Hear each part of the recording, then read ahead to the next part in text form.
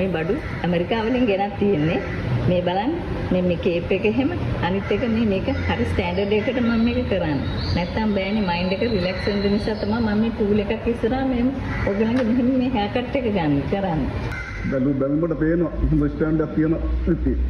මොකද ඔයාලට ඕන ස්ටයිල් එක? මොකද කට් එක?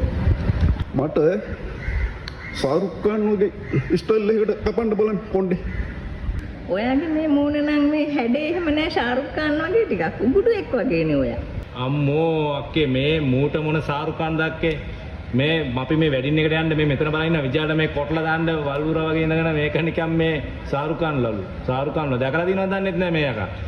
අනේ පලයන් යන්න ශාරුක් ખાන් මගේ වීරයා බං.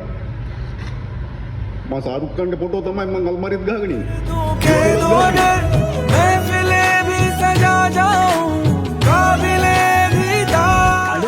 මොනාද මං ශාරුක් ખાන් කරන්නේ ඇමරිකානු ස්ටෑන්ඩඩ් එකට මේක කරන්නේ මම මට චාර්ජස් දෙන්නේ නැද්ද?